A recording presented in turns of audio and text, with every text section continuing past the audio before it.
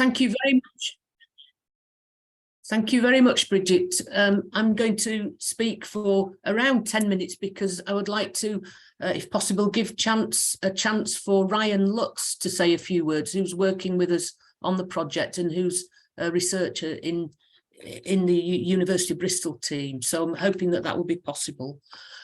So my task is to consider how can academics and delivery partners co-create positive change from the perspective of the academic approach. And it's difficult to place myself in within the definition of being an academic, because most of my work involves being proactive, working with civil society, different groups and different organisations.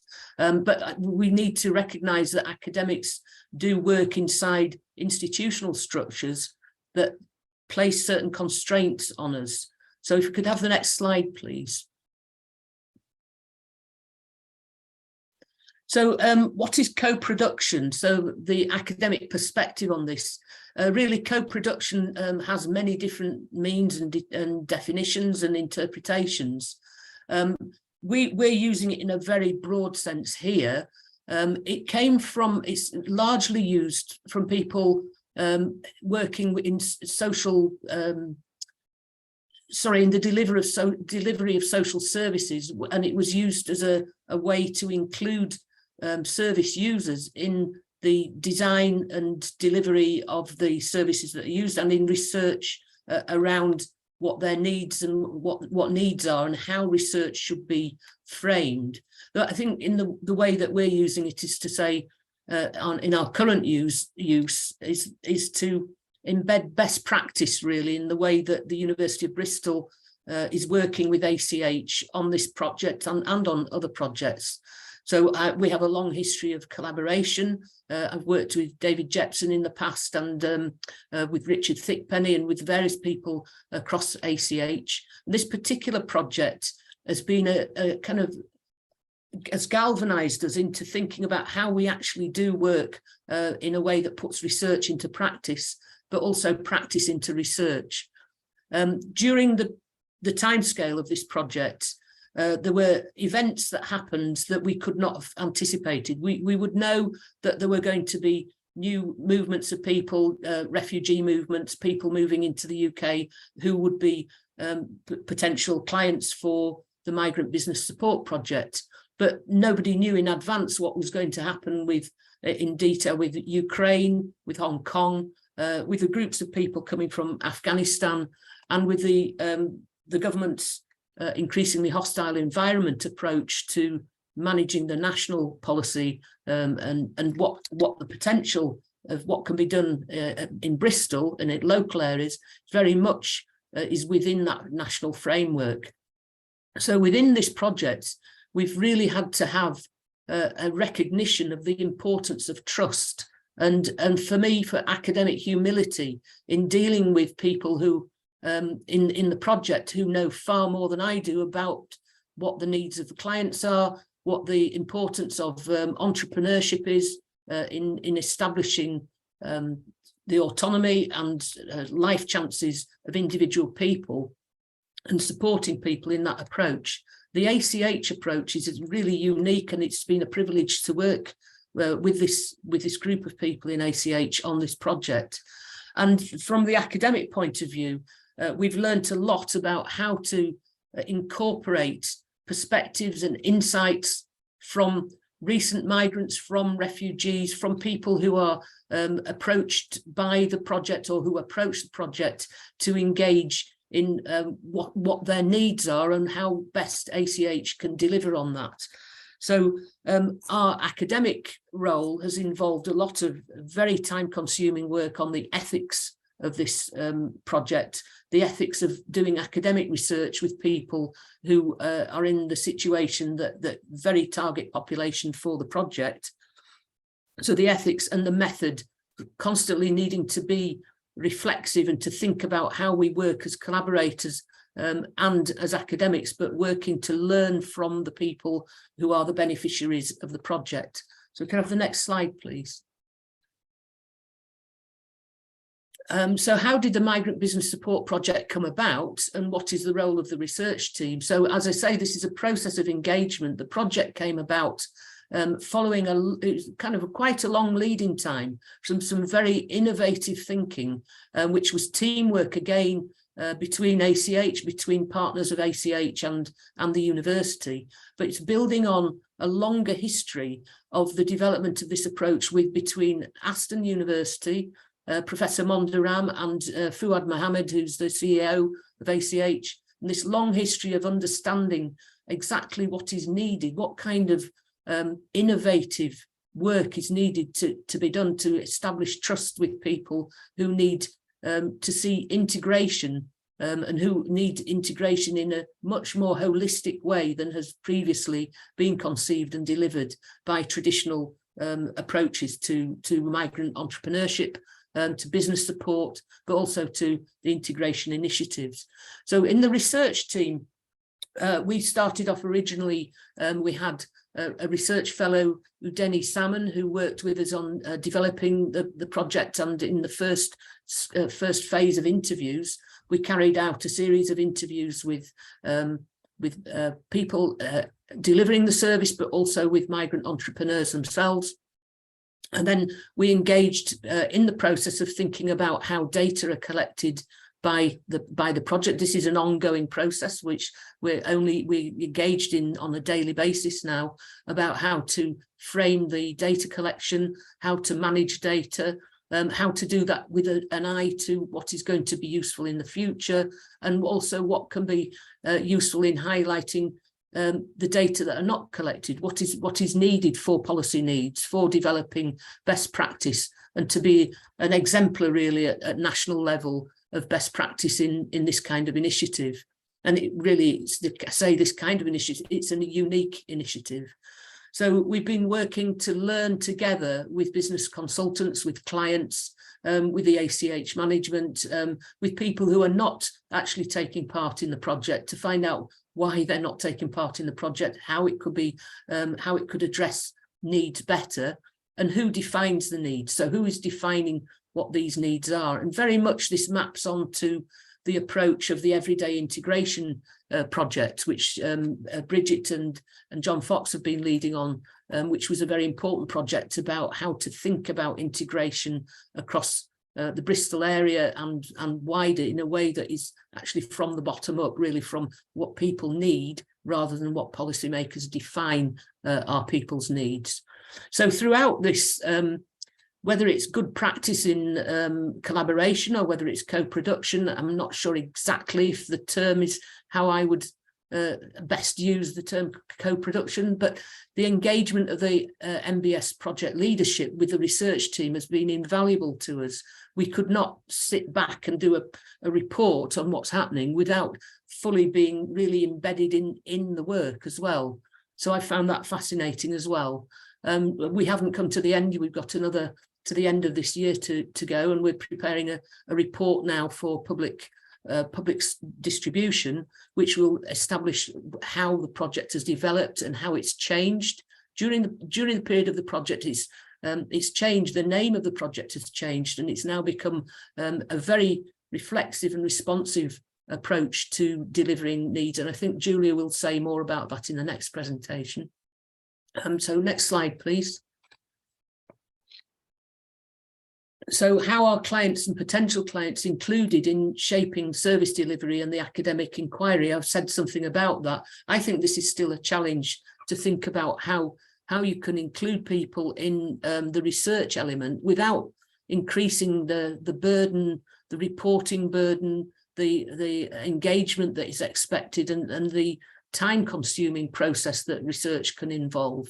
So it's important not to impose expectations. And I've been very grateful for the flexibility of people who've been interviewed by us, who have been able to meet at different times of the day, at weekends, in the evenings, at lunch times, in between their work and other commitments. So how you shape that service delivery also is informed by the very much live day-to-day realities of the people involved in the academic study.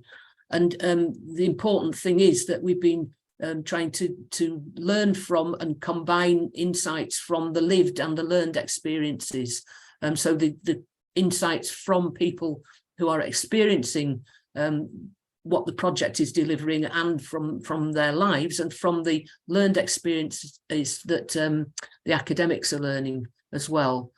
And the positionality of the academics is an important issue, and ownership for the responsibility of the delivery of the report, the academic report, is important, because at the bottom line is that we work in a university and we're responsible for delivering a final report. So we must be careful how this sharing of insights and activities is not a way of actually handing over responsibility for the final product of the report. So what we're hoping to do is kind of pull all these strands together to still work in a responsive and reflexive way, and to bring together all of these issues. And at this point, I think I'd like, if possible, to introduce Ryan Lutz, who's our current researcher on the project and who has some observations to make about his own involvement in this process and his role as a PhD student who is also working on co-production. Would that be okay, Bridget, to include Ryan now? Yeah, that's fine. Okay, of course. Thank you for that, Anne. I will be brief since I know there's a lot to get through today, but I think my experience with working on this project in the co-creation sense has been incredibly positive, because it's really opened up a much more like collaborative and iterative and reflexive sense and approach to the research, but also to how the research will like impact and inform both organizational policies and practices, as well as leading up into, you know, actual government policies as well. So I think that part has been like hugely positive. And for me, co-production is a very like thing that I deeply believe in, because I think ACH embodies this approach where they recognize that the people who are closest to the problems are also closest to the solution, in the sense that they have the lived experience, like sponsoring and informing the learned experiences from our academic side of things. And yeah, I will say that like, so this has been such an impactful experience, and the collaboration has really kind of fleshed out like how rich and nuanced both the research can be from a data perspective in terms of what the university is interested in, but also in terms of how these relationships were built before the project started, but also now there's a much more fruitful kind of like foundation to build off of for future research areas and also future programmatic and policy areas as well.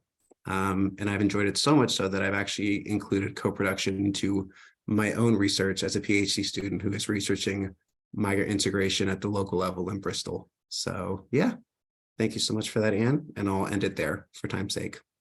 Yeah, thanks very much, Ryan. And I will end there as well and hand back to Bridget, and I look forward to the question and answers. And I've only touched on what we could be discussing there, but there are others who can say much more in the next presentation. So thank you.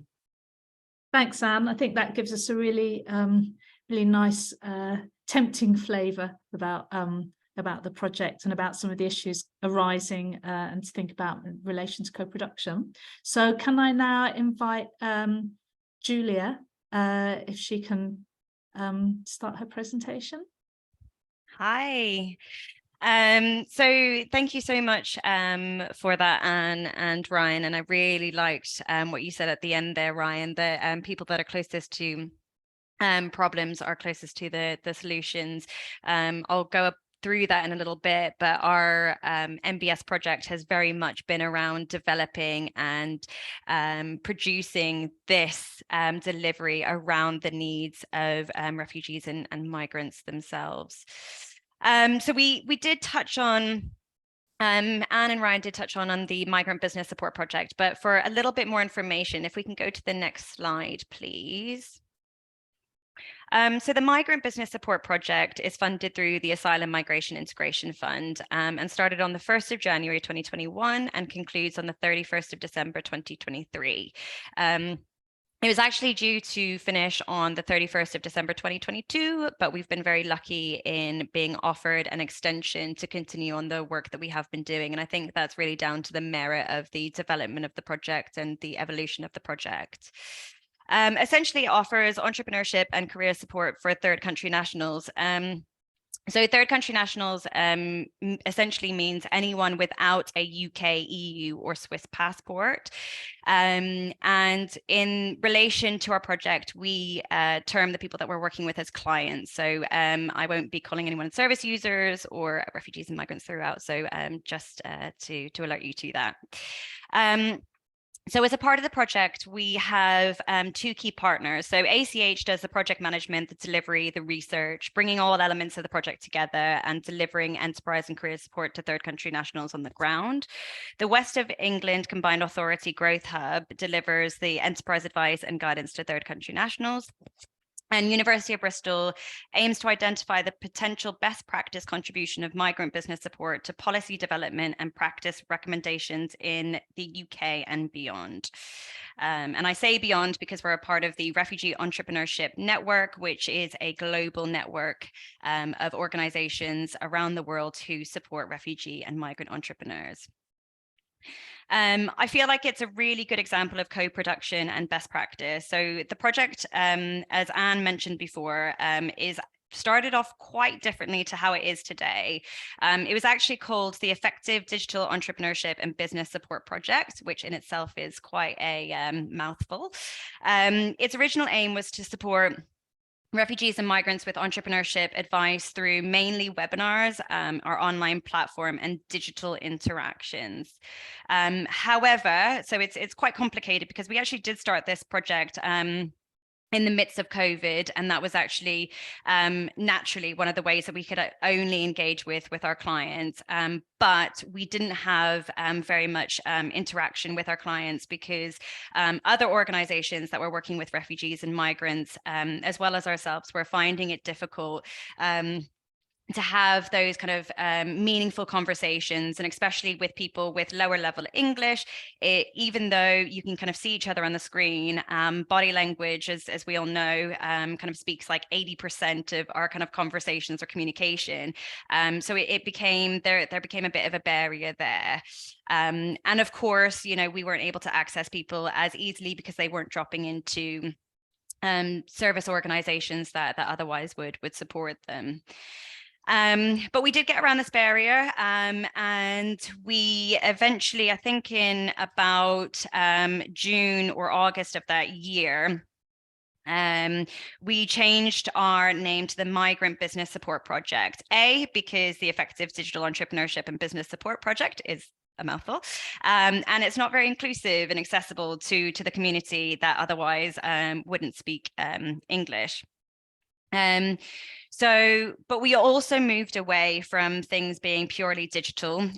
We found that, again, we were having more meaningful conversations and interactions with clients through face-to-face workshops and one-to-ones. And we changed this through the feedback and focus groups that we carried out in the community with different communities that were arriving in the UK. So we started quickly finding that we had more engagement with going into bridging hotels, for example, who were housing Afghan refugees. And of course, not only that, but also having translators on hand to be able to translate so that people can fully understand your services. So, you know, sometimes we do our delivery in basic English, but of course, if we want people to really kind of understand what we are about, translation bridges that gap there. And we led to a new way of working in general. So the delivery was flexed and shaped throughout the project from feedback from the partners and what they were finding worked best on the ground.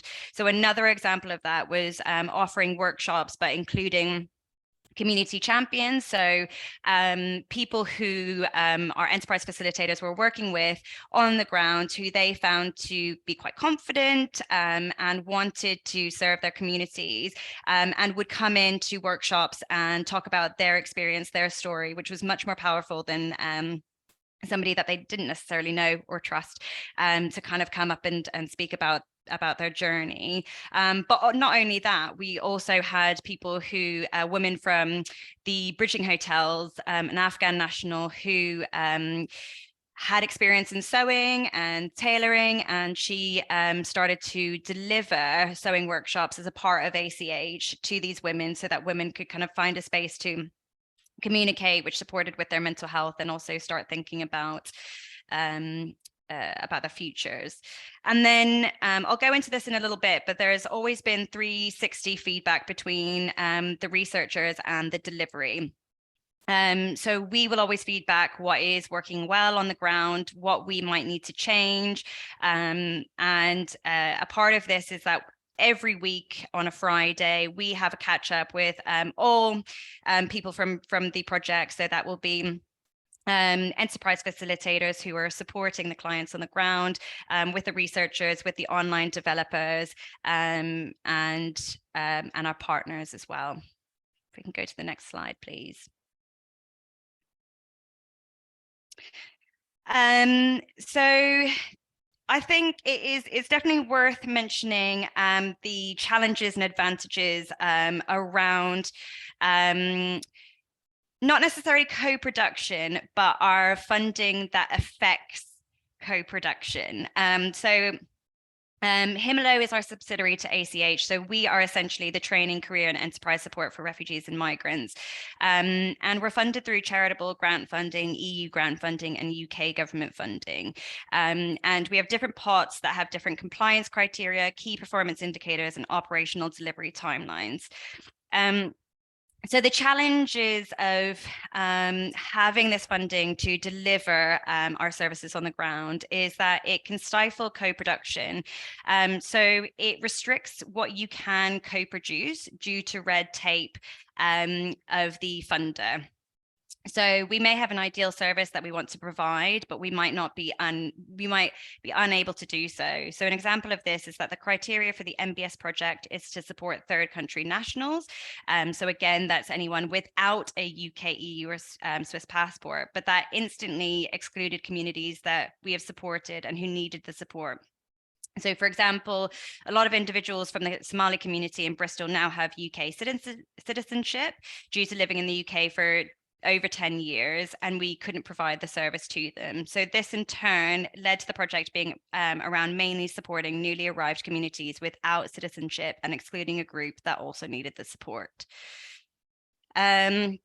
So the project's aims initially were to support with not only the launch of a business, but also to stabilize and grow existing businesses. But as we started to deliver the project, we realized that the main needs for newly arrived communities was to offer workshops that covered employability and entrepreneurship as options to consider for their futures, also whilst navigating through housing, training, benefit system and integration. And because of the eligibility criteria, we were naturally seeing newly arrived communities. So that was Afghan nationals, Syrian nationals, Ukrainians, which we didn't foresee, and BNO nationals. So what we instantly realized that we needed to support was a lot more kind of holistic support for individuals. Many of the enterprise facilitators had one-to-one conversations with the clients around business ideas. And again, we realized that we needed to shape the delivery in one-to-one sessions around light touch support, which then increased over time once trust was built. So we weren't offering so much support initially around stabilizing and growing businesses because of the restrictions. Some funders are really heavy on key performance indicators. So that can affect quality, less creativity and flexibility. So we had high KPIs for clients engaged that we needed to engage with. So over 2 years, we needed to engage with 550 third country nationals, which we did excel. And I feel that one of the really good things about this project and this funding stream that we had for MBS was that actually we didn't have a target for outcomes. And the reason that that is so important is because we realized very quickly, and I've touched on this previously, is that we were working with newly arrived communities that had complex barriers to also address and to navigate around. So we had more opportunity to be more creative and flexible, to allow clients to explore their ideas, test trade, go off and focus. The client could go off and focus on English language or employment, and they could come back when they needed further support. The other issue around outcome-based projects, and this can happen quite often, is that what happens is that people will just start to push people into an outcome when they might not necessarily be ready. So it might have been the case that our enterprise facilitators were, registering people as businesses when they weren't necessarily ready. It also, what tends to happen is that people tend to kind of color code towards outcome focused projects. And what I mean by that is that you've got clients, which you then color code towards green, amber, and red, green being closest to the labor market or closest to starting a business, in which you would work more closely with. You've got amber, who is slightly farther away, and red, that is really, really quite far away. And although this probably serves as a purpose in some organizations, I think that it can be quite limiting, because if we were going by that, then we would be excluding the red clients and not supporting them. And by it not being an outcome focused project, it enabled us to co-produce our project around supporting our clients, not only with their entrepreneurship and enterprise entrepreneurship and employment journey, but also to kind of move them into that next step. I won't go into this too much, but you can also have time constraints. So in terms of this co-production, we had 2 years to run this, and it extended to 3 years, but it's not enough time. Ideally, in order to run a service and for it to kind of continually evolve and to develop, we would be looking at 5+ years. And we've gotten to a point where now we have self-referrals. We have a lot of people who are interested in the in taking part in the project. We continue to have new communities coming into Bristol, such as Ukrainian nationals and BNO nationals as well. And what that means is that once this project finishes in December, we have, all of this trust in the community, and we will have to look at another funding pot in order to serve that. The restriction is, of course, if you get a new funding pot, you might have further restrictions to it. So we have been able to access some further funding to support with stabilization and growth of businesses, but again, we're kind of stuck with the issue of having to find new funding to support that. I'm very aware of time, and I'm kind of rambling, so I'll kind of go through the advantages. So again, we wouldn't be able to offer or co-produce any of what we have done without funding. So we have to rely on funding. And some funding pots are less compliance or KPI heavy. And what that means, again, is we've been able to co-produce our project based on, adhering to the compliance requirements for the funder, but also being creative and flexing what we're offering around the needs of our clients. Because I think, again, when we're talking about outcomes-based, I personally don't think that if we were fully outcomes based, it would have been beneficial to our clients, because we've got newly arrived communities that would take longer than 2 years to set up their businesses. Research is a key element for co-production, not only in the sense of future delivery, but also for policy change. It can fully shape and change the service delivery at ACH. The entrepreneurship support that we offer now is completely different than it was 2 years ago, and it can also have success on future bids as well. So we made it work for MBS again because we complied with the requirements, but continued to flex and shape our delivery. And we have always had our clients' needs and expectations at the heart of everything that we do. So we have responded very quickly to different refugee crises. So you've got Afghan refugees, Ukrainian refugees, and BNO nationals, and it was about speaking to those communities on the ground, running focus groups, going into the bridging hotels, running webinars around employment rights, making sure that people weren't kind of moving into precarious employment. But it was all around our client focus, and we were continually feeding that back week by week to all levels of the organization, but all levels of the partners to flex and to work around that. Next slide, please. Yes, we can go to the next slide. Sorry, I've touched on that already. So I wanted to talk about the 360 feedback, because that's been one of the main learning curves that we have found by working with the University of Bristol, and where research meets delivery. So I think, if you're talking about co-production in general, I think, you have the agreed aim of the research at the start of the project and the type of data that you want to collect. And so what then happens is that the delivery partner develops methods and procedures to obtain the data that is needed through conversations at the university. And so in our in relation to MBS, we collected data through what we call an Intergrass assessment. So that is, or in a business Intergrass assessment. So that is assessing where somebody is within their business journey, and where there are gaps of knowledge. But there is also a general Intergrass assessment that was carried out at the very beginning of the project, and that was developed by ACH quite some time ago, but it was to measure how integrated a client or a service user or tenant was. So it would ask questions of, what they could do on a day-to-day basis, what they needed support with, but it also touched on things like mental health and social integration.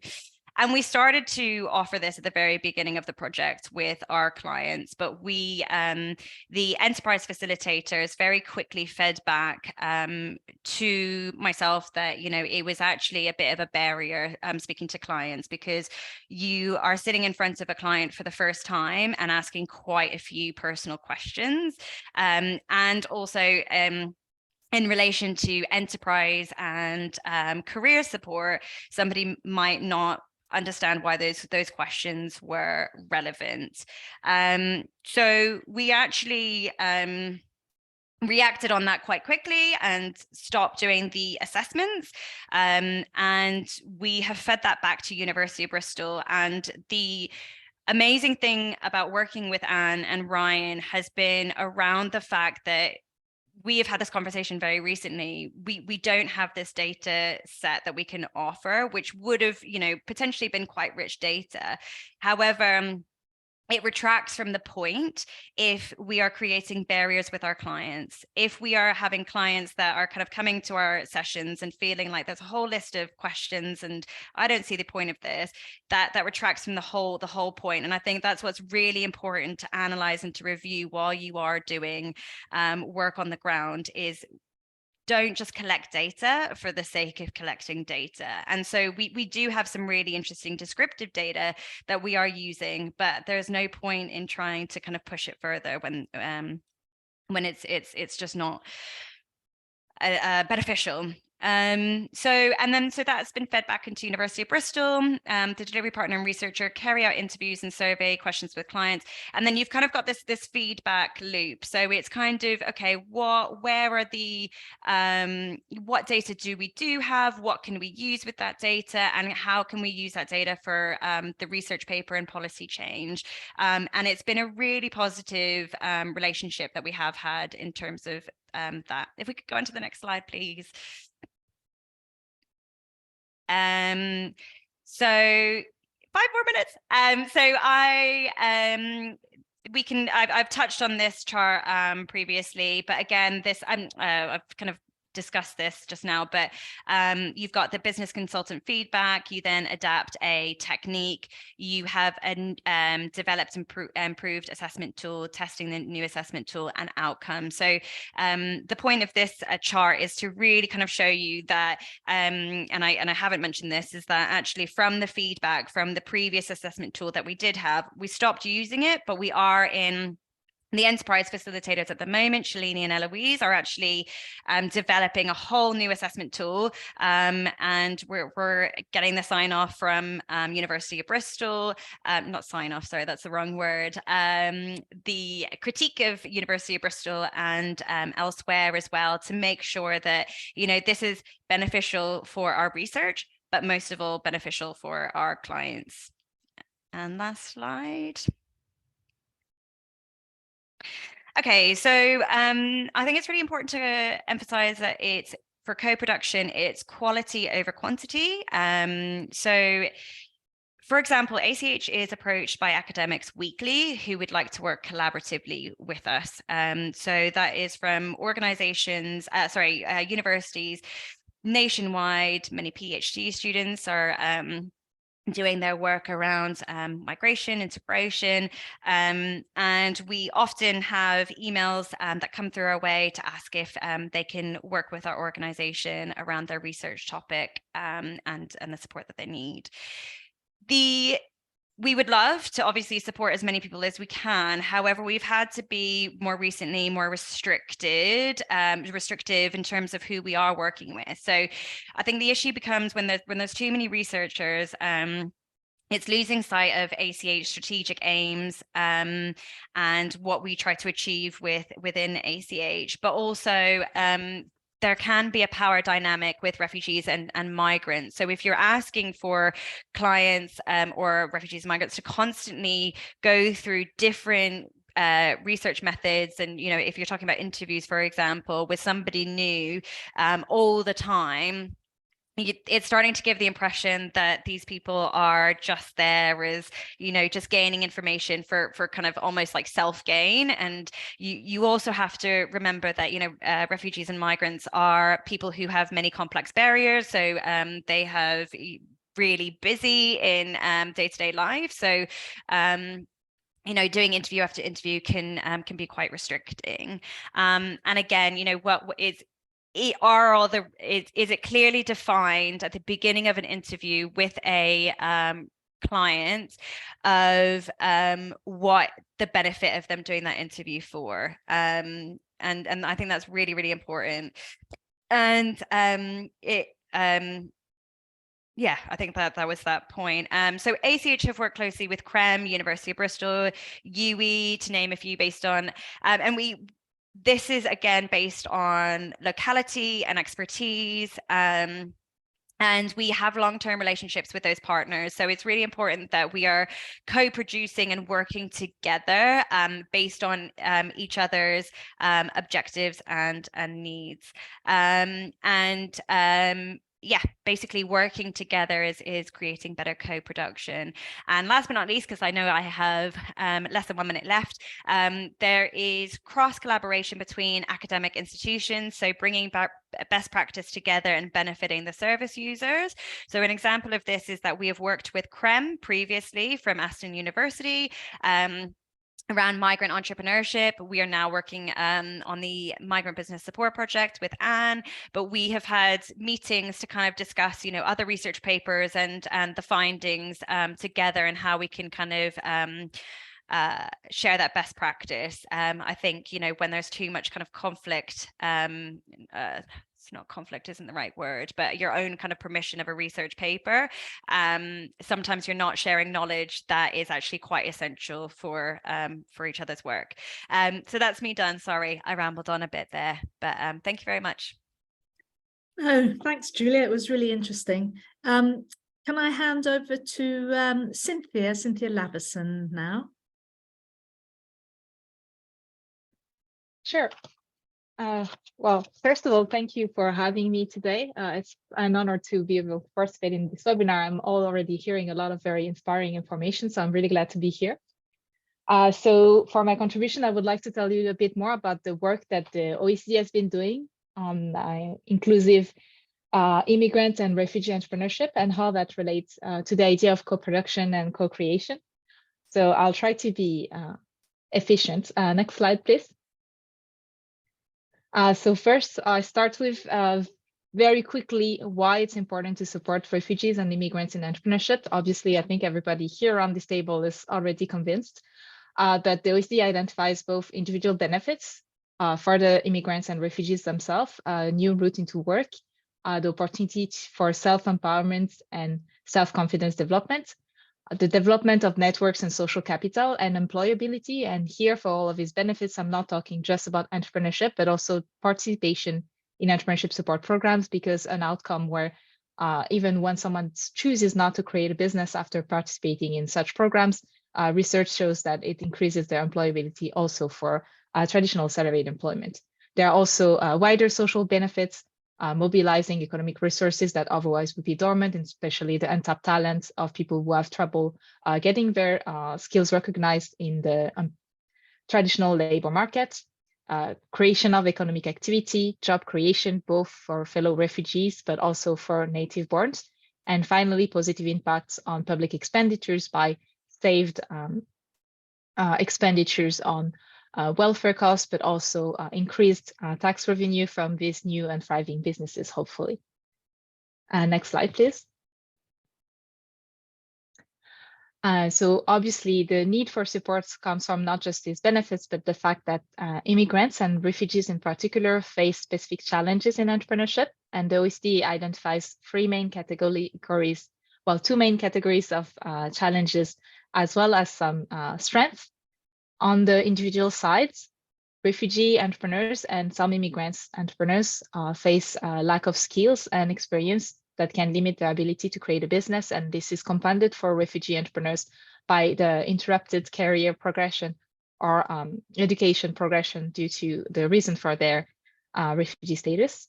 Second, language barriers, and this is particularly important for migrations journeys that have been less planned, in particular in the case of asylum seekers. Access to finance is a big barrier for immigrant entrepreneurs.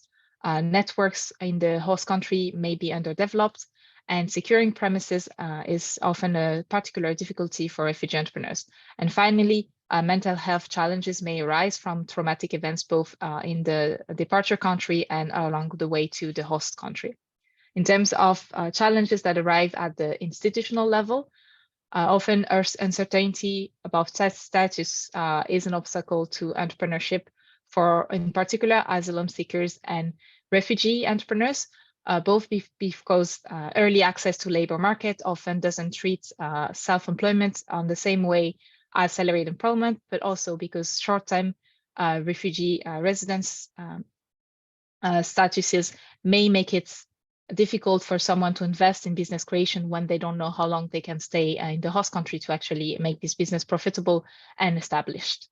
The recognition of qualifications poses a challenge, as well as a distrust of public services that can arise after negative initial experiences with public services in the host country, which may in turn lead immigrant entrepreneurs and aspiring refugee entrepreneurs to not seek out programs that could help them build more sustainable businesses. Regulations may also pose specific obstacles to people with certain immigration statuses.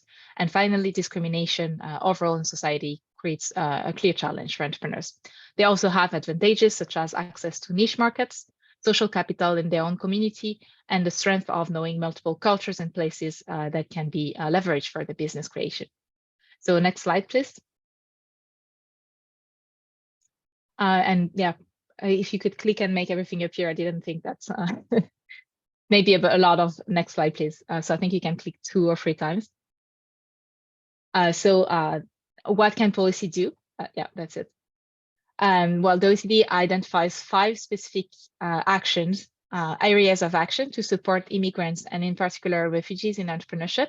The first one is awareness raising, both within the immigrant community to inform them of the potential of entrepreneurship, but also in society at large, because in the EU, for example, it has been proven that the media coverage around immigration and refugees has been focused on security and humanitarian themes.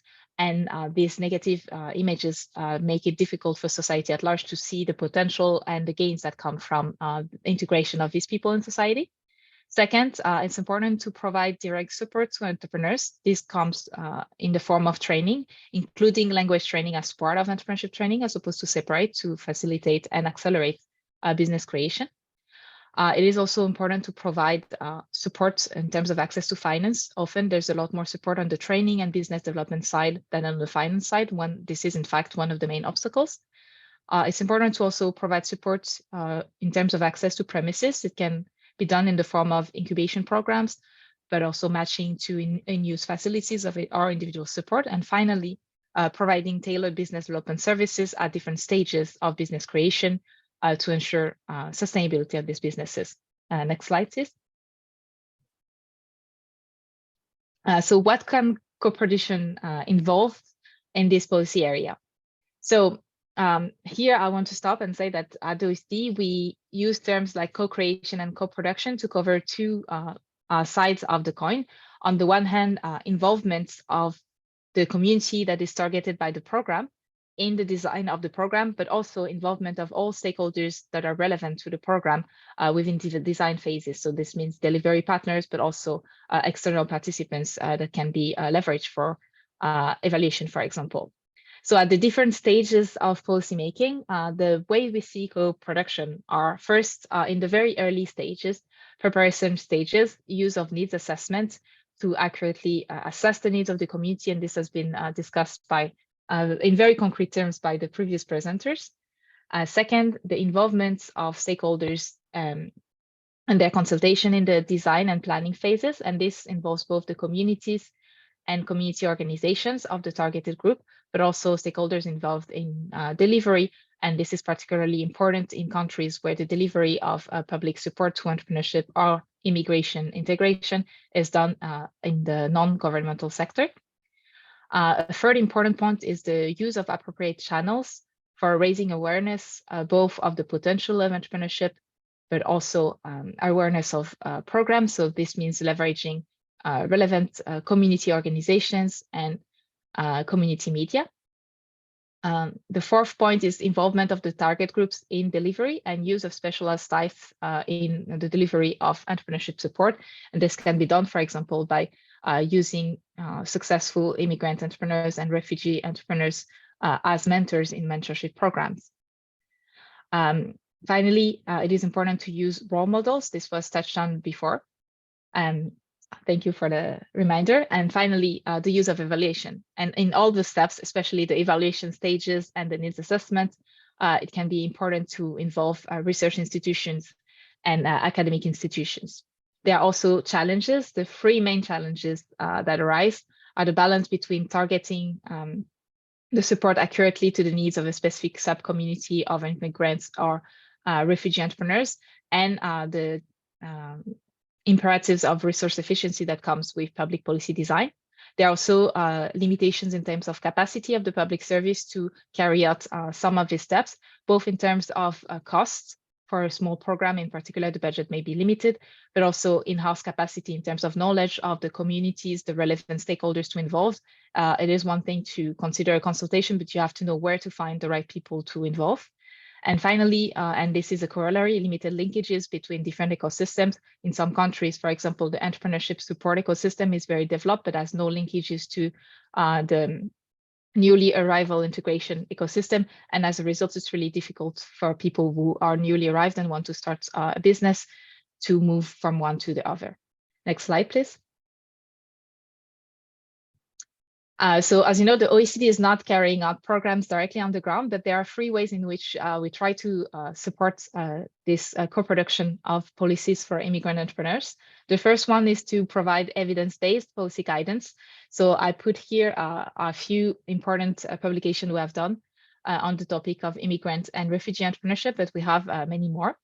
And the idea is that we base this publication not only on the research that the OECD is carrying out and the evidence we can gather from member countries in terms of good practices, but also we draw from research, and we do this both from desk research and by involving researchers from different countries in our project. The second important part is our flagship interactive toolkit, the Better Entrepreneurship Policy Tool. And in this tool, we're trying to make this research more accessible and actionable for policymakers and other practitioners. This tool involves a quiz that helps for stakeholder consultation of different delivery organizations or community organizations, and also includes research-based what we call policy guidance notes, which are step-by-step guides on how to improve policy towards the gold standard in different areas of intervention. And finally, we have a library of case studies of policies and programs in different countries, mainly in the EU, but also outside, which have supported immigrant entrepreneurship and other types of inclusive entrepreneurship for specific groups with specific description.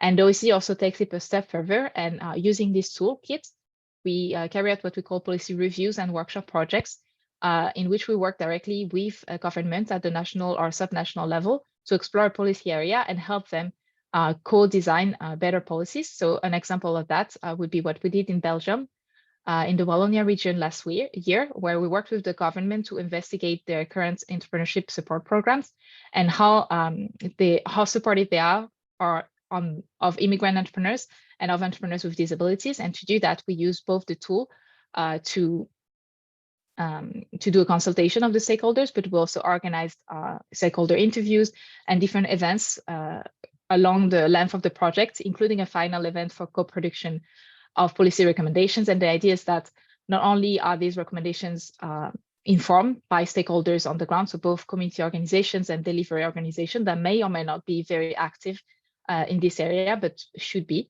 but also that they were involved in the design of the specific recommendations. And so there's more ownership of these recommendations, and this will improve implementation in the future. Next slide, please. So this we can go quickly. It was just a little visual of how much research there is. Next slide, please, over the past decade. And the fact that we're using the tool to funnel all of these reports into bite-sized information. And here you can click I think 3 more times to make all the images appear. But the idea is that, it's fine, I can speak on the next slide as well, is that we start with the quiz so that it is possible to assess what are the priorities out of 6 policy areas. So developing supportive entrepreneurial culture for immigrant entrepreneurs, having supporting strategies, regulations that do not pose undue obstacles, skills support, proper access to finance, and developed entrepreneurial networks. And then out of the 6 policy areas, based on the quiz that is done ideally with a range of stakeholders, you can identify where there are strengths, but also where there are weaknesses. And then the tool matches you with the resources that helps you see what could be done in this specific area. So the idea is that instead of having just 100 reports that have been written over the past 10 years, you have three maybe worksheets on the 3 areas that arise as being the priorities in your territory.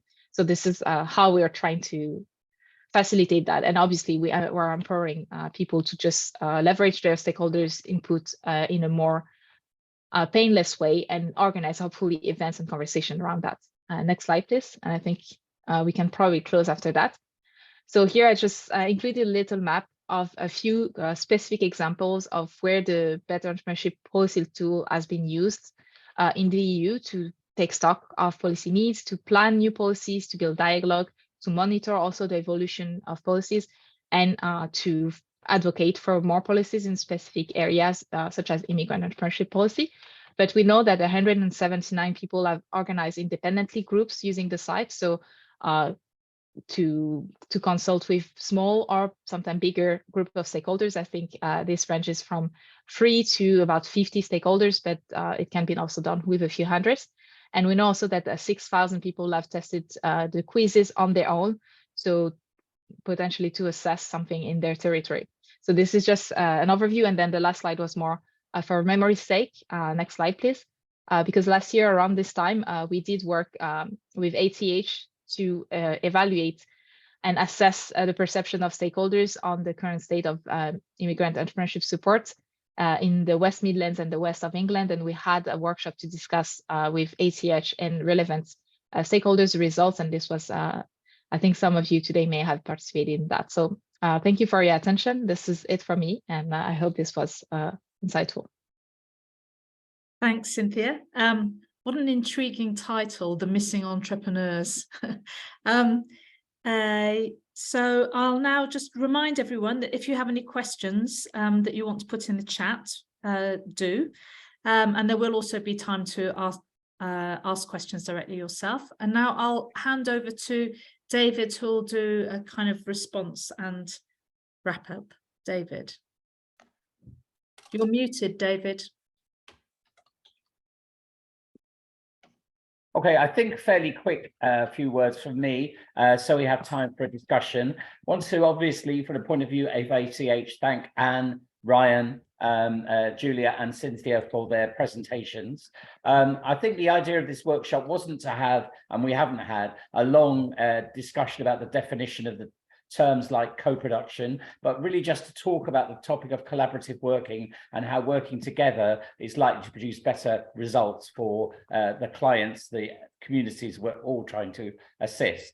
And I think the idea also was to use the topic of migrant entrepreneurship to tease out, to explore the issue of how does research, policy development and delivery fit together. And I think from the three speakers, we've had elements of that to try to put that into some sort of a framework, whether it's about research. And it seems to me there is quite a lot of research, as Julia said. Most weeks we get somebody wanting to do their PhD on migrant entrepreneurship. There seems to be a lot of research going on, which is probably good, but there is. The NGO sector, there are lots of community organizations trying to work with refugees and migrants, some of them around this topic. Mainstream providers, Julia explained, we work with the West of England Growth Hub, which is the mainstream business support organization in this region to deliver the migrant business support. How do they interface with this? And obviously the communities and who are the beneficiaries of this, where the clients come from. But there's not just one of them, as already referred to.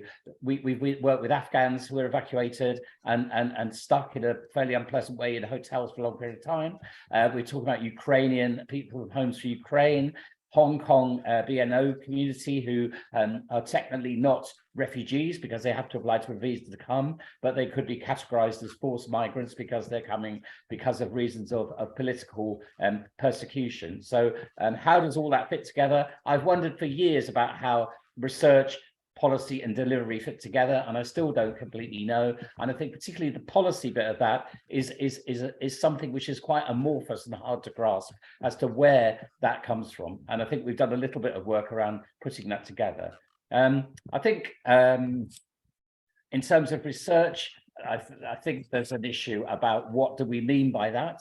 I think some people are involved in delivery in terms of possibly even in terms of policy, people who work on the ground tend to think of research as being about surveys, about interviews, about counting things, about quantitative measures. And although those clearly are important, there are research aspects of research which are not that, which are more about conceptual understanding and critical thinking. And I think important to see what we know that we agree or have at least some discussion about what we mean by research. And some of the barriers that make or things that make it difficult is the fact that whether it's about outputs or key KPIs, we're all driven by funder determined intermediate requirements, whether it's an ESRC funded research project where you have to produce academic articles in peer-reviewed journals, or whether it's our migrant business support program where we have to do 550 encounters with migrant businesses during the course of a 2-year period. We're propelled along by that and not about what the long-term impact of what we're trying to achieve is. And what is that impact? Is it employment for those communities? Is it adding value to the wider economy? Is it well-being of those individuals by giving them a greater stake in the society they've joined? It can be some or all of those, but I think exploring what the long-term impact that we're all trying to achieve would be something we could attain to. How do we do this? How do we move forward? I think that having this workshop itself is part of that. I think the MMB ACH collaboration has been very fruitful in exploring that. I think the work of CREM, which is the Centre for Research into Ethnic Minority Entrepreneurship, has also helped a lot with that. And we've recently been doing some work with University of Worcester Business School around aspects of precarious work. So I think, those sort of collaborations, they can be a little bit difficult from time to time. They require adjustment and mutual understanding of different cultures of work and approaches to activities. But I think by building those linkages, we can make sure that we produce better results than would be if we did everything in silos, in isolation. And just to finish off by an example, I think there was somebody asked in the chat about the fact that migrant businesses often are in sectors where low pay and poor conditions are prevalent, and that is certainly true. And I think the question of how we, as an organization, relate to what we might call precarious entrepreneurship, where there may well be low levels of income, there may be uncertainty.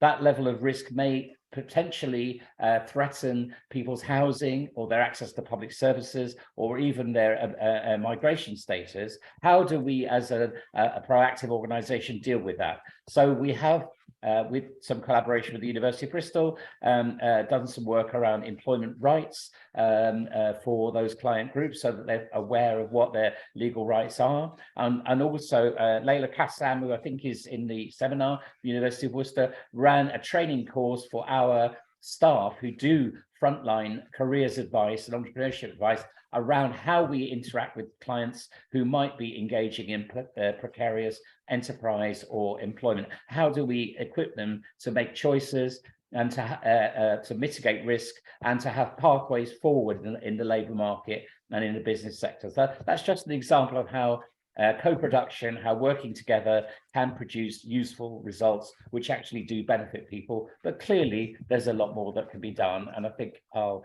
just say thank you to everybody for attending on behalf of ACH. Thanks to the speakers, and we can now open it up for chat, and I know there are a number of questions in the chat already. Great. Thanks.